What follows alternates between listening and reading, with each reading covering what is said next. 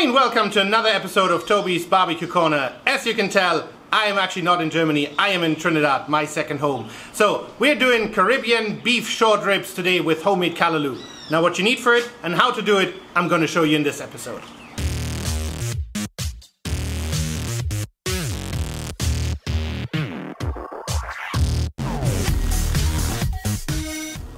And this is what we need for today. Now obviously we need some beef short ribs, and these are the beef short ribs that I bought yesterday in Bloom's, so big shout out to Bloom's. You need your favorite rub, you need some Worcester sauce as well as your favorite marinade to marinate those beef ribs. Now for the callaloo you need some dasheen bush, you need some vegetable oils, you need to chop up a couple of onions, you need to mince some garlic, you need a couple of pimentos, you can use some chives. You can chop up some celery, you definitely need ochros, you need some pumpkin, some thyme leaves, chadon beni, which I already have here in a bottle. You need some rosemary, some coconut milk, salt and pepper obviously, and this is it guys, this is it. This is the Scotch bonnet pepper, so be very careful with it, don't bite into it, don't rub your eyes after you touch it, it's very potent. As I said, we're gonna start off with the meat first. Now what I like to do is I like to add some Worcester sauce, Worcestershire, whatever you want to call it. I know it's a difficult word to use. So just add some of that as well. I think it tenderizes the meat rather nicely. Right? Make sure it's nicely spread everywhere. And look how much meat is on top of these bones, so they are a great cut. You know, even the thinner ones are still full of meat, so they will be lovely on the barbecue later on. Just to let you know, I'm cooking on a BBQ tonight, or this afternoon. Yeah, my mother-in-law has one of those, so I'm very thankful she invested into a quality product. No product placement here, so please don't get me wrong. We still bought it outright, so no sponsorship. Yeah, and for some odd reasons I am having difficulties to get these ribs in Germany. I mean, yes, you can order them online, but when I go to Metro or any of the other places, it's just very difficult because it's not a common cut for Germany, at least not that I'm aware of, but I just find them super, they're quick, you know, whereas normally when I have those big beef short ribs that I make in the smoker, you know, you have to smoke them for 3 hours and then wrap them and, you know, use all sorts of, you know, time to actually get that done. Whereas I find now with these ones, it's really just a, you know, you marinate, you quickly sear them, they're very nice and quick, and then you can eat. So hence we're doing it this way around. You know, the longest they will actually be out now is when they marinate. Alright, so what you do then is you take your steak seasoning or your favorite rub, whatever you want to use, you know, you sprinkle it on. Make sure everything is nicely mixed, and then today I'm actually using a spicy sesame and garlic marinade as well. I found that at Bloom's and I figured, well, you know, spicy is never wrong. There we go. Flip them around again. You obviously want to season it from all sides. And I can't get over how lovely they look already, and the smell, guys, is absolutely amazing. You know, the steak seasoning is really doing its trick. It's actually something that my brother-in-law Sean suggested to me, to use steak seasoning rather than your regular rub. So we're gonna give that a try, but I know he's cooked them multiple times, so really counting on you, Sean. Alright, so, and then in the end, once we're done with that, we're just going to pour some of that sesame and garlic seasoning over these bad boys. There we go. So that should really do it. Just gonna pour it on and then let them marinate for a couple of hours. Now you might think, ooh, that is a lot of meat. Well, trust me, we are getting some family in this afternoon, and I'm sure it's going to be lovely. Alright, that was the doorbell.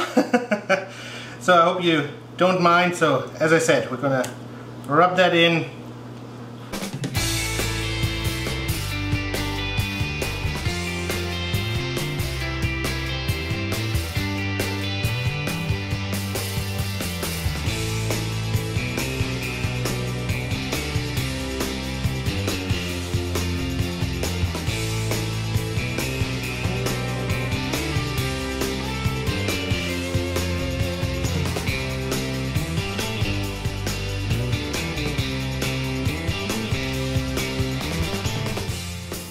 All done. So as I said, they're gonna go in the fridge for a couple of hours.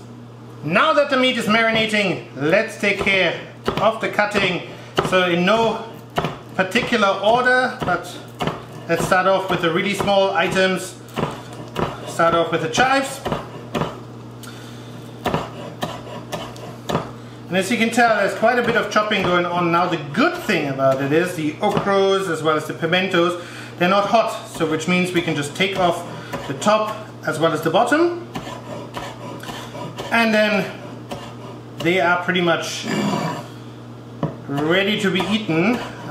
Whereas obviously with the Scotch bonnet pepper you shouldn't do that. Neither cooked nor raw, and we're just going to put it in whole, you know, to add a little bit of spice to it, and then we're going to remove it before we blend it all up. Right, here we go. So that's the chives done.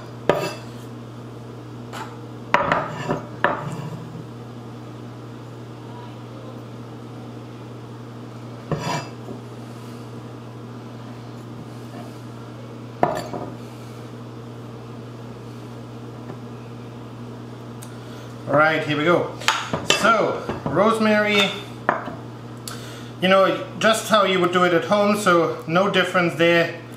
Just rip off the rosemary. Now you can cut it up a little bit if you want. I might do it later on if I feel for it, but they're nice and soft and fantastic smell already in this kitchen. Now the nice thing is this actually grows in my mother-in-law's backyard, so it's really homemade, I guess you could say that.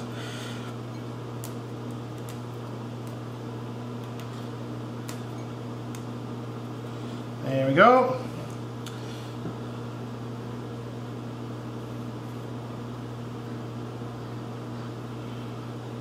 The thyme as well. Again, all grown in the backyard. And I'm not really going off of a recipe here. You know how mothers and mothers-in-law are there. A little bit of this, a little bit of that, some more of those. So you can, I guess, you know, when you pay close attention, you can see how many items I have lying around. So there we go. We take our celery. Now, again, homegrown, and because it's going to be stewed in a pressure cooker, we don't actually have to cut it up that small. Now you can obviously do that in a regular pot as well. You can also do it on the barbecue. Now for today's cook, I'm not going to do that because I will be actually needing the barbecue later on for the meat. Alright, so obviously everything is washed. You know, we just cut that up, all throw it together. Items that we don't want, we just take it off one time.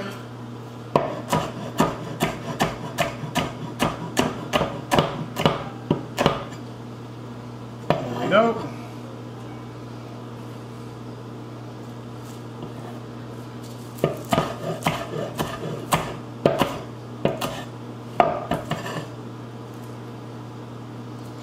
All right.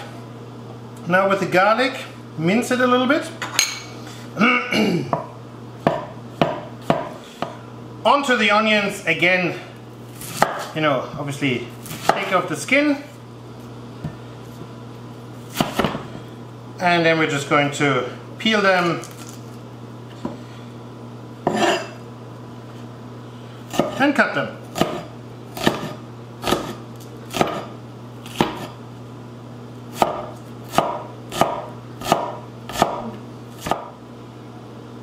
ochros, you just cut off the tip as well as the end, and then you just cut them in nice chunks. Don't go too thin, you know, obviously you want to have a little bit of bite to it. And then we're just going to set that to the side until we start cooking.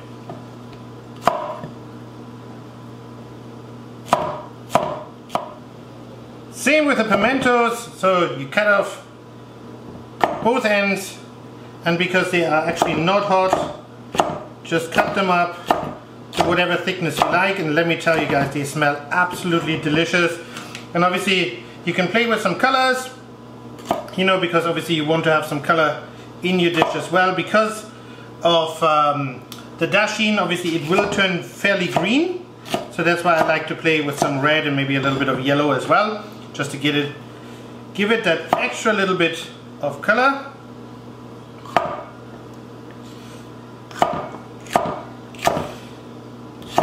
And I think similar like Trinidad, that's why I love all these different colors so much. Trinidad is really a melting pot of cultures and religions and all sorts of stuff. So it is absolutely fantastic to see, and as colorful as the people are over here, it's the food that is equally colorful. And whoever has been to the Caribbean, but I guess Trinidad especially, can really vouch for that. It's really a melting pot, and Callaloo is almost a melting pot of the culture that my wife is from. So, almost finished cutting this up, and then we're going to take care of the pumpkin.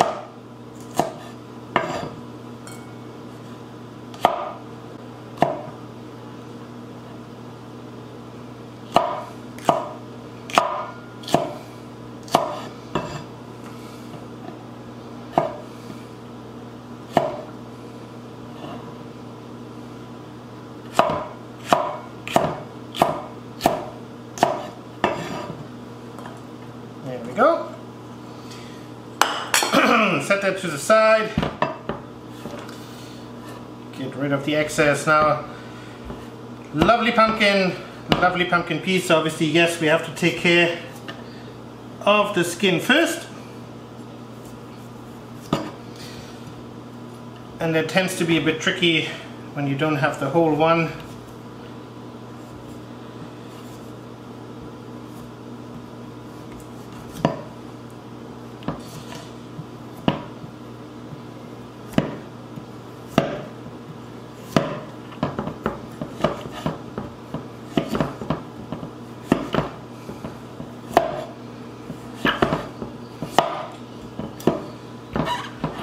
Almost done.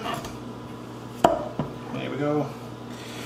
Alright, and then all you need to do is you cube that up a little bit.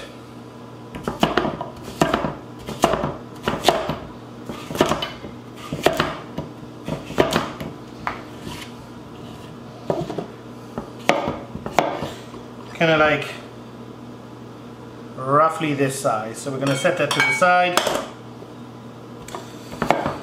And then we're pretty much done, and we can start cooking.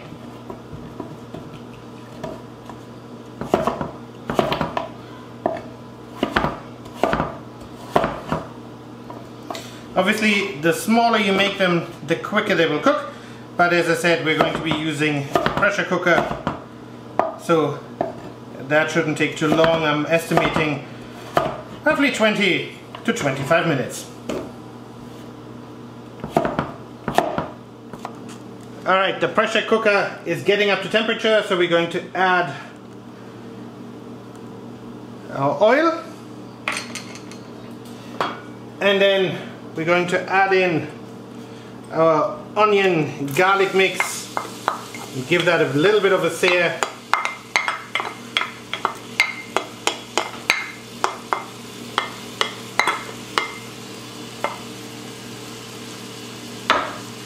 And let me tell you guys, onion and garlic together in a pot makes for some great flavors.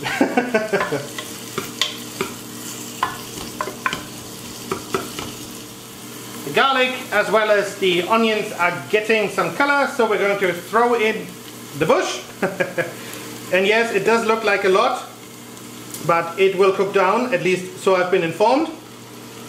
So let's just make sure we get it all in without throwing too much over on the side. And there we go, it's already happening.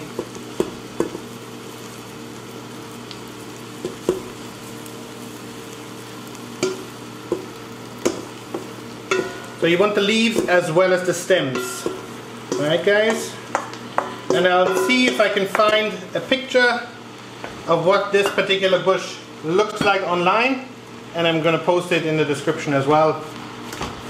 And now, very important, so that it doesn't burn, we're going to add our liquid one time.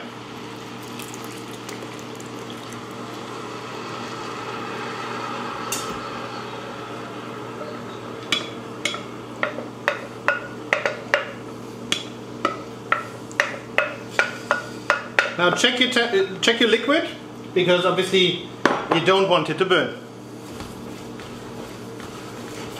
Give it a good mix and let it come up to temperature. So for a pound of dasheen with all the other ingredients, I'm using about 4 cups of liquid, 3 cups of coconut milk, as well as a little bit of water. And now we're going to throw in all the other ingredients. We're going to close the pot, and then we're going to let that cook for about, whoops, runaway ochro, for about 20-25 minutes, and we're going to have a look.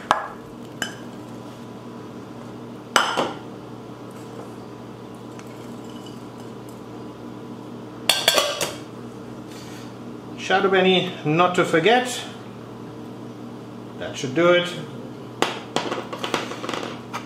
The leftover steak seasoning can go in as well, so it's really a universal dish, I suppose.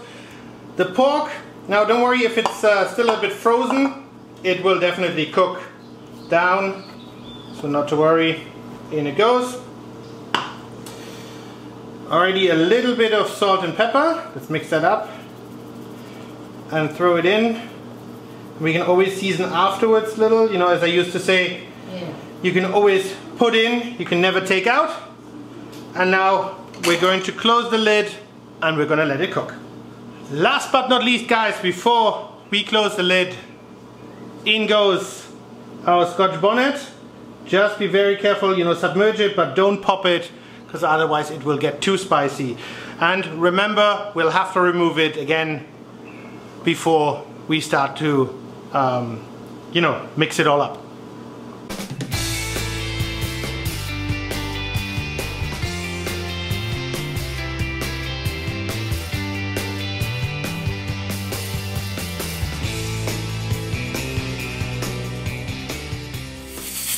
The pressure cooker is doing its thing, as you can tell, and it takes about 20 minutes from the first time it releases the pressure through that valve over here to cook. So now it's enough time to take care of the meat.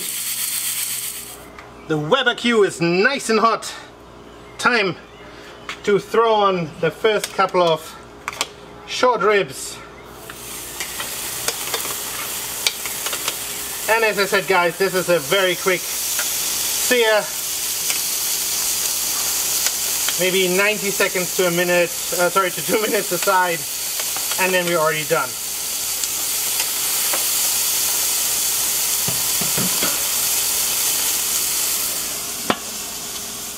First 90 seconds are up.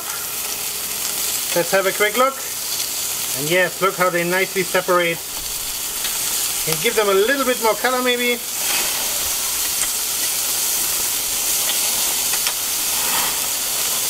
So I guess 2 minutes aside is probably the way to go.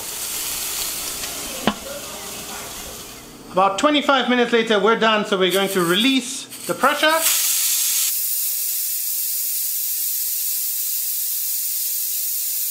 And let me tell you guys, there's a lot of pressure inside. Alright, all done. So let's remove. And really make sure, guys, you release all the pressure. Thank you, sous chef. There we go. And as I said before, you know, before you do anything else, make sure you remove very gently our Scotch bonnet pepper, because you don't want to bust it. So we're going to remove that now, set it to the side. And doesn't that look already fantastic? So now, next step, what we're going to do is we're going to take, sorry for reaching into the frame, one of these. This is kind of like a hand mixer, so to speak. And we're going to go in and we're going to mix it all up, but everything is nice and soft. And then we're going to give it a quick taste, and we're going to make sure that we have enough salt and pepper in it. If not, obviously I had some left over, I'm going to add it in.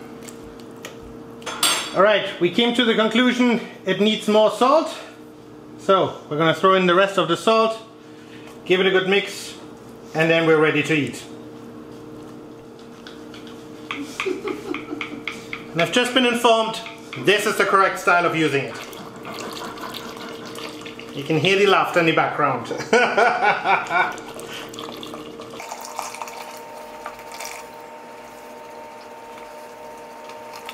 Right, all done. The meat is ready. I'm going to show you the final product. And there we go, guys, our Caribbean beef short ribs with homemade callaloo, and we're going to dig in now.